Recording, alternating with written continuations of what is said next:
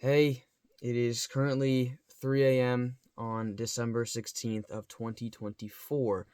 My name is Xander, and I'm here for another long video. The main reason I wanted to film this is because I have more to talk about with being 1 year post-op and then 2 years and 4 months on T. So, starting with surgery. Alright, so this is where we are at with everything. Nothing too crazy, but just kind of what you'd expect. Healing has been smooth. Healing has been good.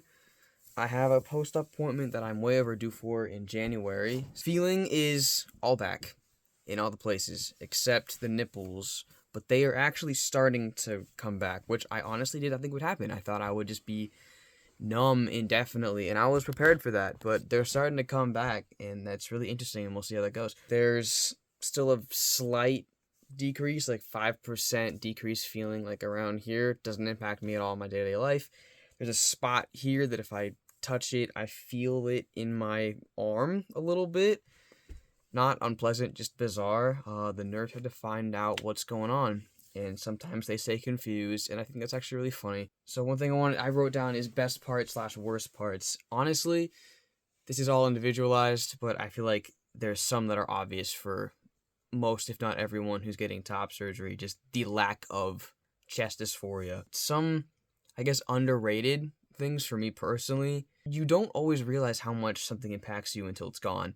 So many simple tasks that I would have thought I would have kind of gotten used to by now still bring me that little shot of euphoria, that little shot of joy. Just being able to jump and run and lying down in any way, it'd be an issue before, and now it's not, and I don't even have to think about it. Getting dressed, wearing a backpack, and not worrying about that. Hugging people and being able to be all the way pressed without having that sensation of that extra tissue and whatnot between you two. Just those are some of the best parts. And the other one is being, and I say able, anyone can do what they want, but in terms of like me allowing myself to work out in public, not wearing a hoodie and everything, it's been really, really refreshing to actually let myself do that and be comfortable with that. I still have really bad posture. It's probably going to be obvious in this video, but just not being afraid to have my shoulders back anymore. And then worst parts, there's nothing really bad about not having a chest anymore in my experience. The only thing that I feel like could classify as bad is just some interesting ways that being post-op for this long has been what's been opening up for me, which I'm going to get into, but I wouldn't call that a con of top surgery. I would just call that food for thought, which is what this whole video is about. One thing I think is funny is I watched the horror movie Smile 2 with my mom recently. Fantastic movie. There's some fun little medical stuff in there, and I don't do great with that, and it got in my head, I think, because that night I had a nightmare that I had drains in again. I think the right one like somehow came out by accident, and then I was bleeding, and I had to cover it up and press until I could until it just stopped, which probably would just stop in real life. I mention that just because it's interesting. That's still kind of a thing in my head, even though the drains are long gone and I'm all put back together and everything's great. Another thing I noticed, which I have to assume is from the surgery, but I don't actually know, is a slight shoulder asymmetry, not day to day, but let's say I'm doing the pectoral fly exercise, I will notice my left shoulder is like higher and I have to consciously try to level them out. I think that was a warning I got when I was early post-op. They're like, do your shoulder exercises and do all the stretches because, you could get mobility stuff. It's not painful. It doesn't affect me in any real way, but I have noticed that. Another thing, I showed my chest earlier. I'm proud of it. I am really happy with the scar shape. I'm happy with how it's healed. I feel very fortunate with all of that stuff. Honestly, I went into surgery kind of expecting to hate scars or just at least not vibe with them, and I was prepared to do whatever I could with scar care and massaging, that is scar care, just all the things to make them as faded and flat and smooth as possible. Once I was out of surgery for enough time, I realized I didn't really care. Probably because I knew that for me, they would be visible no matter what. It's not a matter of if, it's a matter of how much. part of me is kind of like got that whole school of thought of like, oh, it's badass and this is like my story and this is cool and there's no shame, because like I think that's all true. I think that's subjective in terms of like how much you may identify with them, but I do know there's no shame in scars. I've got some stretch marks, which is that it's odd. Those, for some reason, I have a little more of a problem with than the scars themselves. Potentially because I kind of feel responsible for them, even though, again, who am I hurting? No one. But it's funny because when I was binding before surgery, I would have to push my chest down to the side to have the binder actually look like it's working. If I didn't do that, it just kind of made it less obvious. I was like C or D or something large enough to be really bad for me. So I would do that for so long because I was binding for a while. The skin here, the elasticity dropped, not enough to fuck with my surgery results, thank God, but you could feel it. It felt a little bit thinner there, and it was like there were marks from how much I was stretching it. And so you have those that are going like sideways, like diagonal, and then you have the vertical ones after surgery, and your skin is healing like this. And so I have like these two different types. And sort of a way that I am trying to work on sort of accepting that and being proud of that and self-embodiment and whatnot is I got this tattoo in July, and there's a whole symbolism that's not relevant, but one aspect that is relevant is this blueprint vibe. You see all of like the dotted lines and the hash marks and arrows and stuff. That's just supposed to kind of look like it is an idea in the process of being executed, but the thing is, it's a tattoo, so it's permanently looking like that. That's kind of the point in terms of a meaning of that part of it, because it's like, okay, there's evidence that I have been changed in some way, and it's permanent, and it's just part of me, but that's okay to have, like, eraser marks, or however you want to think about that. Getting a little bit less focused on the surgery and healing and everything itself. I don't know how well known the phrase Hedonic treadmill is. I've known about it for a while. I think it's really cool, but I didn't know about it always. So my understanding of Hedonic treadmill is basically you're at a point in your life and you want something, and eventually through however process you obtain that thing that you want, and so you're like, you've leveled up, and that becomes your new normal, and so you're no longer satisfied with it and you're going for the next thing, and you keep doing that and it keeps cycling. I'll be happy once I have this. Then you have it, you acclimate, and then you need more. That was like my thing. It was like, once I get top surgery, I'll be okay, right? And I would say that's true. But, you know, once you do that, you now have room for other things that are bad in your mind. So there's been sort of like shifts in my goals for myself. I think that's a good thing. It simply is, what do you want for yourself, right? That's not bad. It can get bad if you start being too critical or impatient or obsessive and all that stuff. But principally, I think it's okay.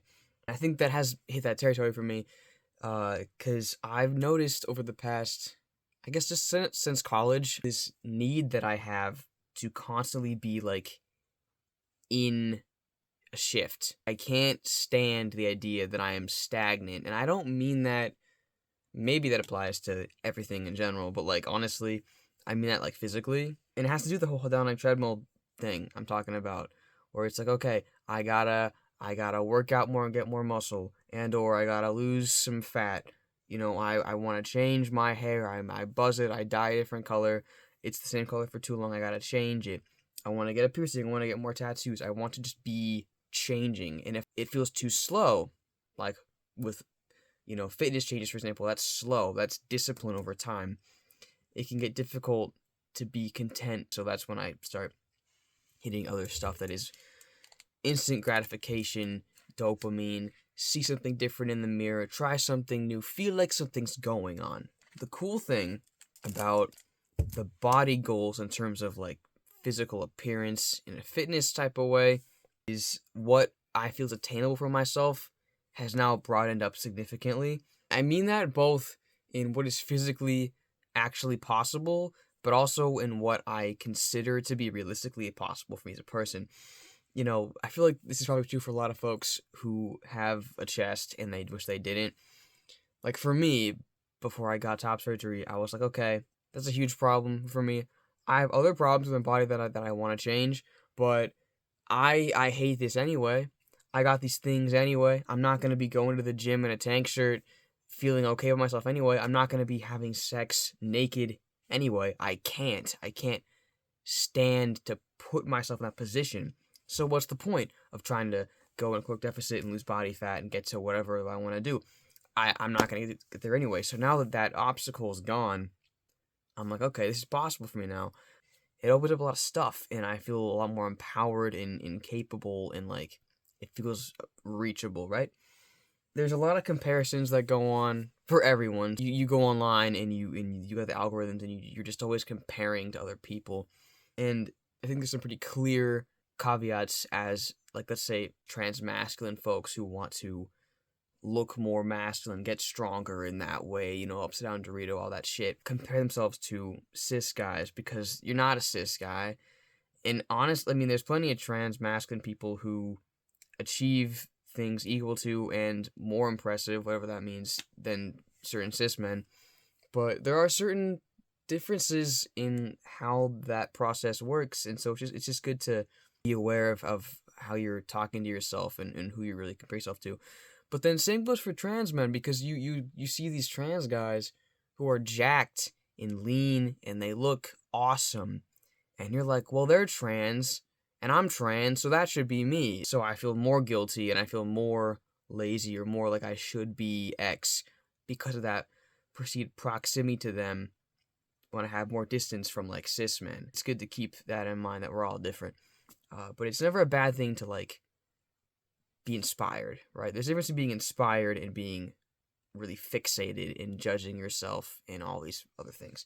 But going into the calorie comment, like deficit and working out, this is a little bit farther from trans topics, but I think for me personally, it does definitely intersect, and I think it does for a lot of people, because I've heard that eating disorders and whatnot are prevalent in trans folks. I'm not saying I have an eating disorder, but I have had that question of like, well, how do you know when it's actually a problem?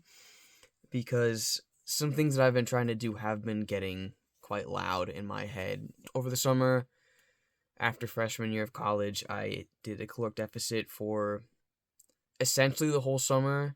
There were obviously times where I slipped up, where I took a small break, and that's all well and good, no big deal. But overall, that was kind of the time duration. I lost like 18 pounds, and I assume it was all fat because I didn't lose strength when I went to the gym, so I don't know how it would be muscle if that were true. So it worked.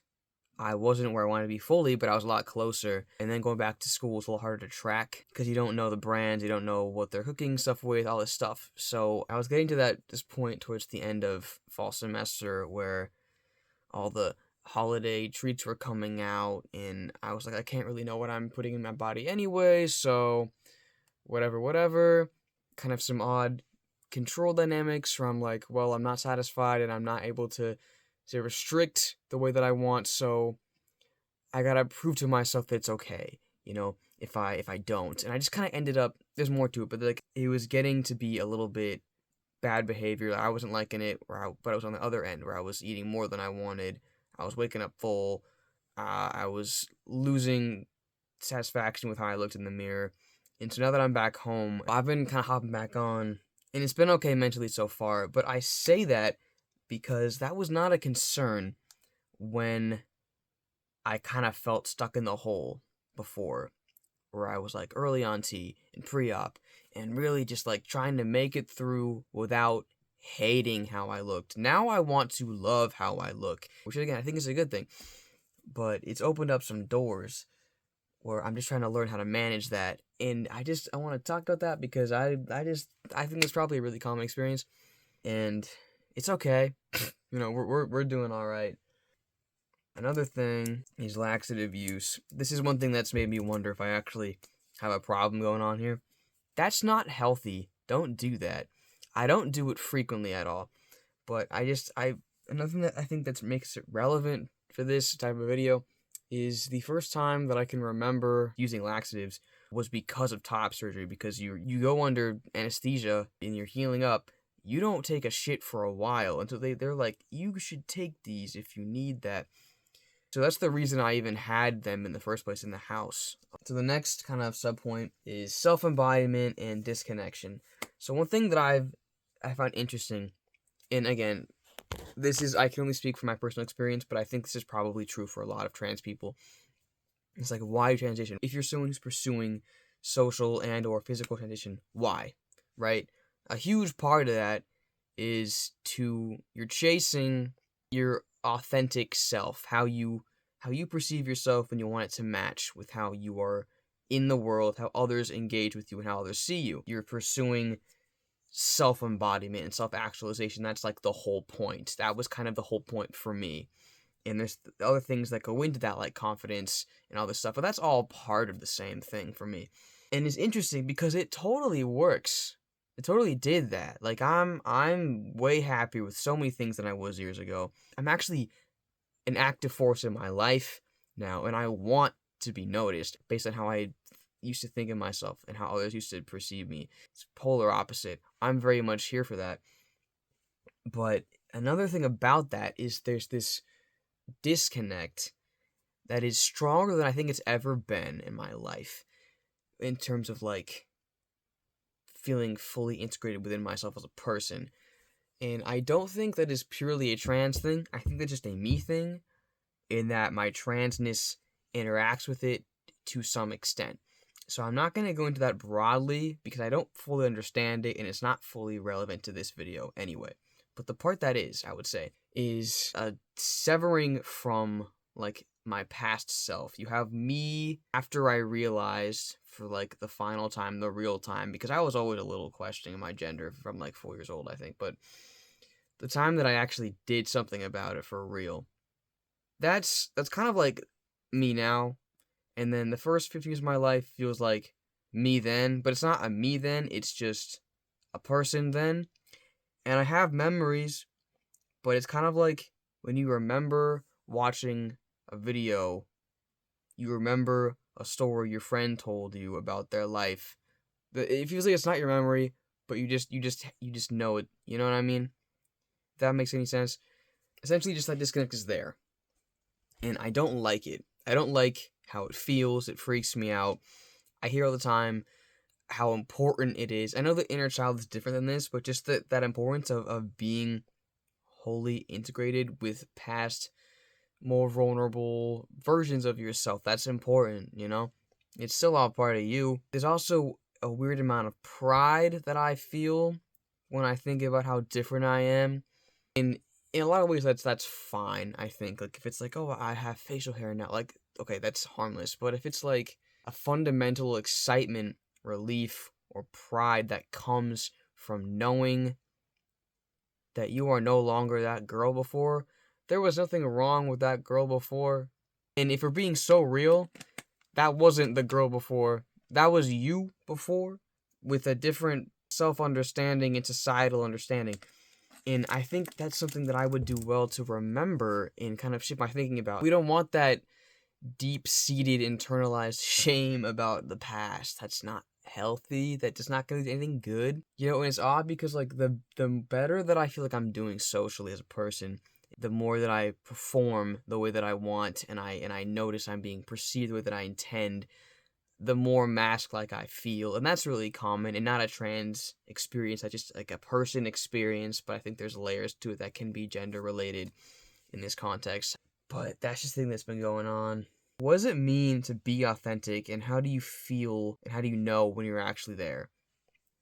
I don't actually know the answer to that question. You're probably not going to be having these questions for yourself if you're actually there. You're probably not going to be thinking so hard about how you are performing and how you're being perceived versus how you are. You're not going to be editing. You're not going to be being so intentional about your behavior. But I think we all, for the most part, kind of know when we're locked in with our internal truths. You know, I have plenty of moments of it, and honestly, those come with creative expression. So that's kind of how I know I have to do. That's what I gotta do. I gotta play music. I gotta write music. I gotta write stories, whatever. Find your outlet, right? Another point I put down was fashion / self-expression. So obviously, blue hair. I finally have blue hair and pronouns. Yay. I'm a trans guy, but I'm also a bisexual guy. So those are both parts of identity that intersect, but are also just to ways that I am part of the queer community, right? When I was pre-top surgery, pre-T, early on T, a lot of things that are stereotypically feminine according to a colonial Western binary mindset. Things that fall into that, like nail polish, or like things that even seem gay also kind of can fall into that if you're a guy. I'm doing that stuff a lot more than I used to because I was really afraid before. I would feel dysphoric from it. I'd also be afraid that it would lead other people to be more likely to misgender me and or not see me as masculine as I wanted to be perceived. So I would stay away from that. But the farther along that I get in my transition, I allow myself to paint my nails, wear eyeliner when I go out to a college party, wear more effeminate type of clothing. I don't think I naturally am a very effeminate person in terms of my affect or my gesturing, but sometimes it's fun to lead into that, and I used to not let myself do that, but now I kind of do that, and it's funny because one of the things I want people to know that I'm queer, and I can only do that. I got passing privilege, so I'm fully aware that me having the luxury of being able to dictate who knows I'm trans, who doesn't know I'm trans, the fact that I'm in a safe enough environment to intentionally disclose that early on in a relationship because I'd rather be seen that way than not. It's a privilege, I think I probably always wanted to, because, like, for a lot of us, let's be real, femininity, whatever that means for a person, that can be really fun. Sometimes you can't let yourself approach that until you've gotten far enough away where you kind of can self-center. You're like, okay, this is safe now. This is not going to get me devalidated now, or I'm not going to hate myself for it now. So that's been a really, really great thing about top surgery, about transition in general, and I've been able to do that given where I go to school and where I live, so that's been a really fortunate thing. And it's helped me kind of ground myself and get in touch with my queerness in different ways. It also is a way, like, about the whole femininity thing, right? I feel like if I were straight, I feel like I'd have a harder time with dysphoria than I do as a queer, bisexual, trans guy. Because and I'm not saying this is truth. I don't think so. I think this is me having internalized bullshit. Where I'm like, okay, because I'm bi, it's chill. I'm doing this feminine thing in, like, a gay way. And so I'm like a guy, I'm like a guy. I'm like, oh, this feels great. I don't know if I'd be able to do that if I weren't bi. And I'm like, oh, I have this excuse now. I have this, like, other aspect of myself that I'm just tapping into, and it's fun, it's all well and good.